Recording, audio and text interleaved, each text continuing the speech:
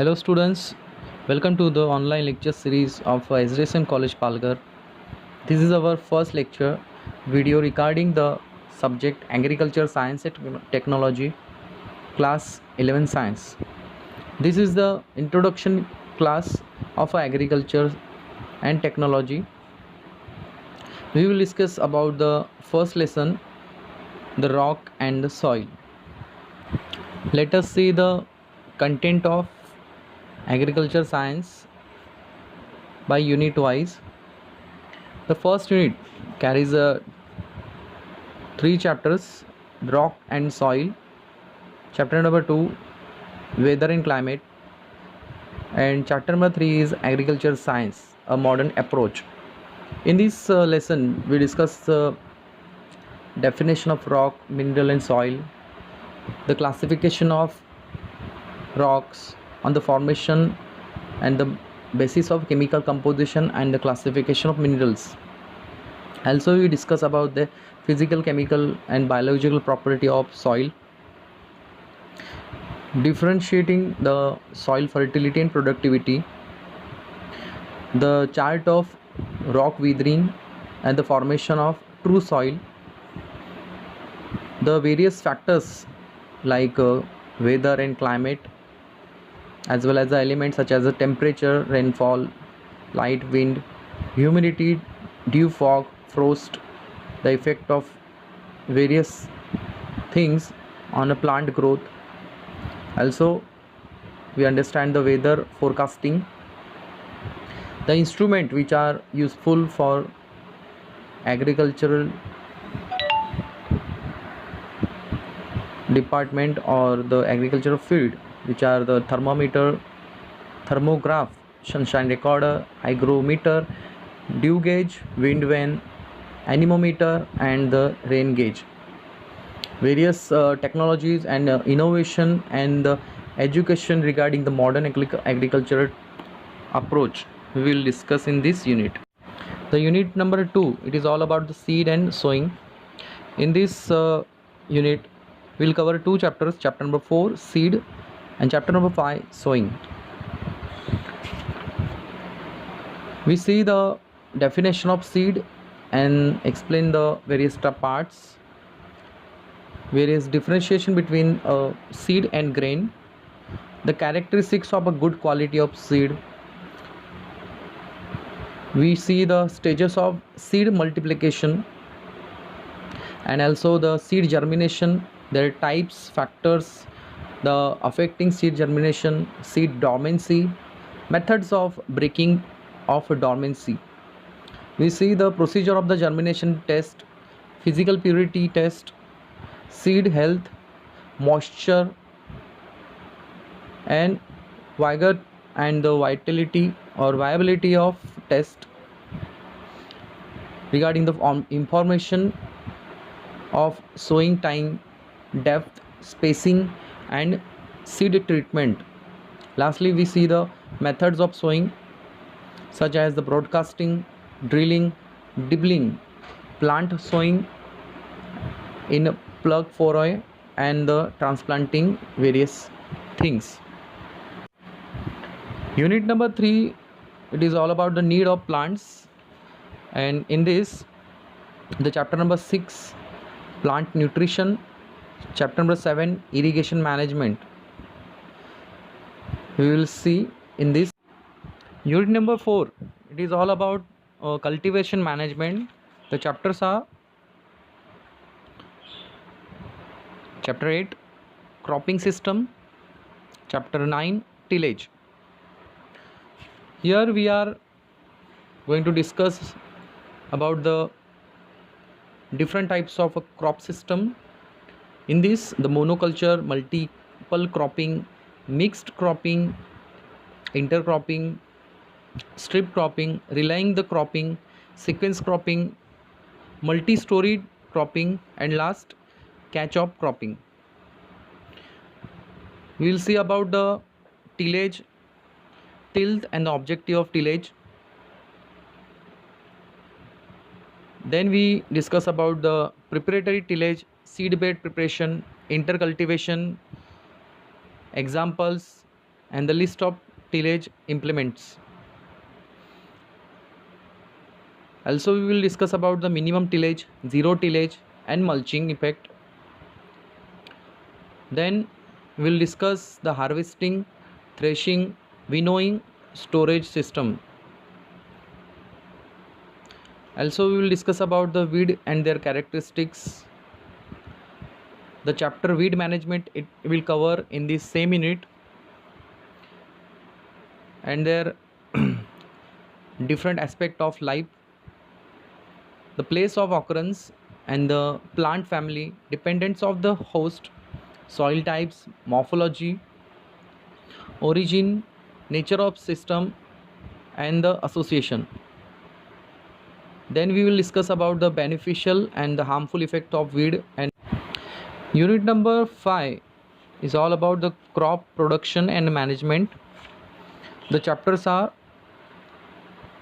chapter 11 pest and disease control, chapter 12 protection from the wild animals, and the waste management.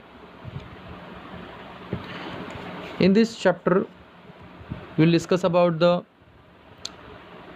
pest diseases and their types, controlling the methods, integrated pest management, that is a IPM, integrated disease management, that is a IDM, pest of sugarcane, cotton, paddy means rice, soybean, mango, pomegranate, citrus, coconut, onion, and potato crops.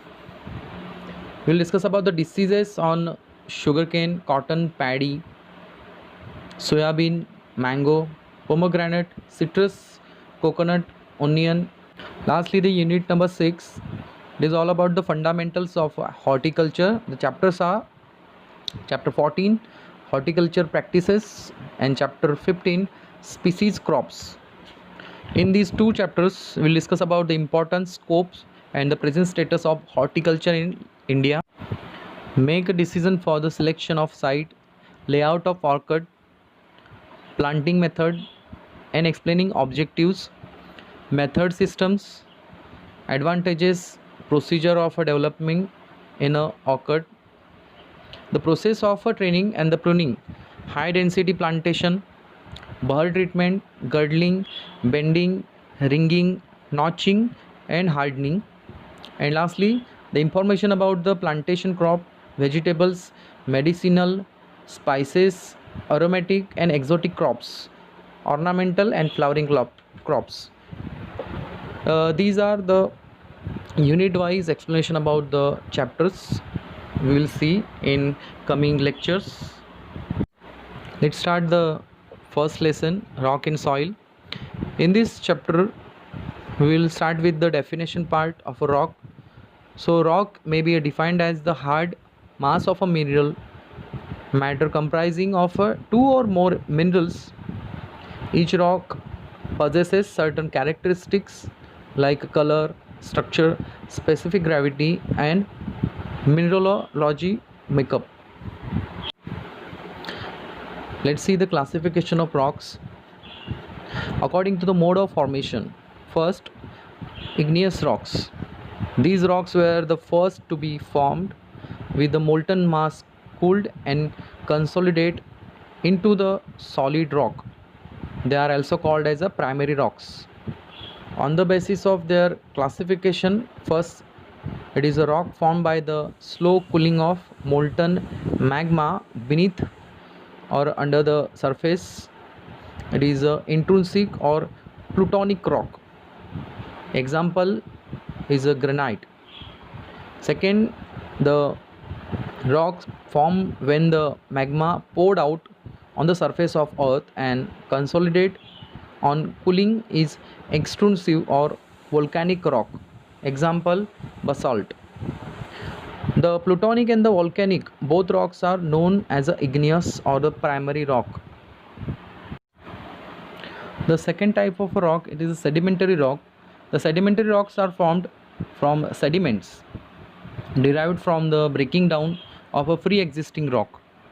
The sediments are transported by water, glacier, etc. and to the new places, and they deposited in the new arrangement and cemented to form a sedimentary rocks. Third type of rocks are metamorphic rock. The igneous and the sedimentary rocks undergoes considerable change known as the metamorphosis, and the rock formed by the metamorphism is known as metamorphic rock. The metamorphosis is brought by the action of water and the heat and the pressure, or by the combining action of all these. So example is marbles, limestones, etc. Here it is a diagram of a formation of rock. As you can see, the earth core have a molten magma, and the layers are formed by the plutonic rock, and some gaps which are made by eruption, and they forming a dikes and veins. The branches which are covering a large area, and they erupt out by the in the form of a volcano. It is a very much high heated molten mass, and it is coming out through some mountain area. If you have heard about the volcano eruption, and they have the larger destruction carrying capacity. Let's just see the second diagram, the cycle of rock. It starts from the igneous rock, and they are converted into the sedimentary rock by the withering and erosion effect. Example, it is a basalt, limestones, and the igneous rock, it is the best example, it is a granite. The sedimentary rocks undergoes a change in a stone because of the heat, pressure, and some chemical action. So they are converted into the metamorphic rocks, and these metamorphic rocks can also be the part of a igneous rock. The best example of a metamorphic rock, it is a gneiss and marble. Let's see the characteristics and the dominant mineral, which are the types of rocks with their example and their occurrence and availability. Let's see the igneous rock. The igneous rock, the first example, it is a granite, and the dominant minerals found in is feldspar and mica. The characteristics elements are found in that it is a silicon dioxide. A larger percentage of a silicon dioxide it is found. That means it is a acidic rock. More than 60% and above it is found. It is a light colored, having the bit crystal of a feldspar found in that, where it is actually available. So in India there is a Khanapur, southern part of a Belgaum, and some part of Gujarat like Vadodara. Second is a diorite. Second is a diorite. The dominant mineral are found is plagioclase, feldspar, augite, and magnetite. The characteristic minerals are found in that it is a basic rock, and containing 55 to 60% of silicon dioxide. The availability in India is Dharwad and Junagadh. These are the district area of Gujarat. Third is the basalt. Dominant mineral are found is plagioclase, feldspar, augite, magnetite, which is the same in diorite. The percentage level of silicon dioxide is lesser than the 55%. It is less compact, dark in color, smooth rock, microcrystalline texture with a smooth surface. The availability in India, there is in Maharashtra, Pune, and Peninsula of India. The second type of a rock is sedimentary rock. In that the limestone, which has a Dominant mineral is the calcite. The characteristics element found is quick occurrence and evolution of the carbon dioxide with a treatment with dilute HCl. The occurrence in India is Porbandar, Kathiawad, Bagalkot and Shahabad. The dolomite, which is the second most dominant mineral have found, and which has a characteristic feature is a quick effervescence. That means evolution of carbon dioxide when it is treated with the dilute HCl, and the occurrence or the availability in India is same as a limestone were found. It is a Porbandar, Kathiawad, Bagalkot and Shahabad. Third, it is a sandstone. The dominant mineral is a quartz, and it is a excellent which is everywhere it used. Availability in India, it is a Gokak, Badami, Gadag. These are the district area of Karnataka. Lastly, the shell. The dominant mineral it is a clays. The characteristics which has a shell has compact clay rock, and they are porous and soft. Occurrence, it is a Dharyawad. The availability in India is Dharwad, Hubli and Gadag. Third, it is a metamorphic rock. Example, it is a gneiss, which has a dominant character or dominant mineral found in. It is a quartz, orthoclase, hornblende and biotite. The features or the characteristics, it is a foliated, light colored and hard rock. It is found in Khanapur, Gokak and Vadodara area. Second, it is a quartzite. The basic mineral, it is a quartz. It is a hard, compact, crystalline rock found in Gadag and Bagalkot. Third, it is a slate. The dominant mineral is clay. Mainly, it is a compact clay. It is medium, hard, fine, grained rock, and it is found in Koladidi and Vadodara area. Lastly, the marble, which is the most important rock everywhere used, which has a dominant mineral. It is a calcite.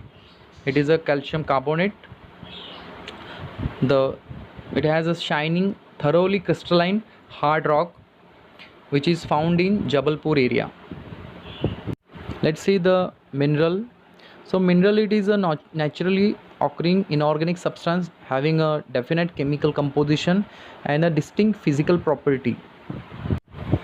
Let's see the classification of minerals, and they are classified on the basis of formation, component and specific gravity. First, see the basis of formation. They are primary or the principal constituent of a quartz, feldspar, calcite, etc.